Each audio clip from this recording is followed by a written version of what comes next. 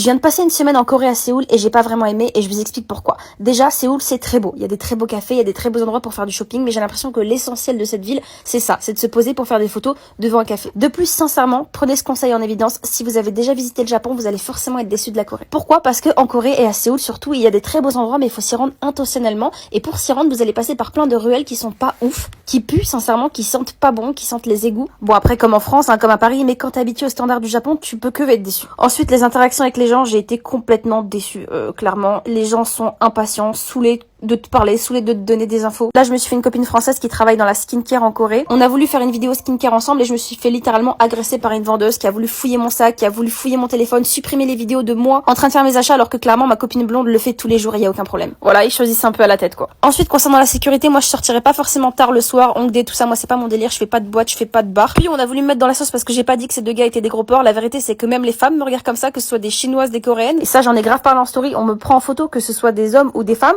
pour rigoler et quand je les regarde, ils me font des pouces, je ne sais pas ce que ça veut dire, est-ce qu'on se fout de ma gueule? Moi personnellement, à partir du moment où on vient pas me faire chier, m'insulter ou me parler ou me draguer, je prends pas ça pour de la drague, j'ai juste l'impression qu'on se moque de moi limite. Chose qui n'arrive pas au Japon puisqu'on ne te regarde même pas dans les yeux en fait. Au Japon, la seule interaction que t'as c'est quand t'achètes quelque chose avec quelqu'un. Enfin bref, après Séoul, on a décidé de pas juger la Corée à une seule ville, on est parti à Busan et c'est une ville extrêmement mignonne. Tout le monde dit que c'est le Marseille de Corée, mais moi je dirais plutôt que c'est le Miami, c'est une ville géniale avec plein de choses à faire. Les gens sont beaucoup plus calmes, plus sympathiques, si t'as besoin d'aide, ils vont t'aider, ils vont prendre le temps, ça n'a rien à voir avec Séoul. Donc voilà, maintenant la question c'est est-ce que la Corée c'est surcoté ou pas? Je dirais pas oui, je dirais pas non parce qu'en fait je comprends qu'il y a des gens qui aiment, si vous aimez les idols, la K-pop, les K-dramas, en fait vous êtes au paradis, ça va être vraiment votre délire et on peut pas en vouloir aux gens qui aiment ça. Moi j'aime pas du tout ça, mais je peux comprendre que ce soit un pays réconfortant pour les personnes qui sont complètement dans cette pop culture. Donc je dirais pas que les influenceurs mentent, non, la Corée ça peut être bien, mais pour ceux qui aiment vraiment ça en fait, c'est juste pas un pays qui est fait pour moi et moi j'aime le Japon et j'y retourne de suite. Pour les amoureux du Japon, sachez que je suis à Kyoto pendant 3 jours, ensuite je fais Tokyo pendant une semaine et donc je vais vous faire plein de vidéos. Et voilà, c'est pas grave, j'ai découvert la Corée, c'est pas pour moi, mais je vous dirai jamais qu'un pays est surcoté, chacun ses goûts.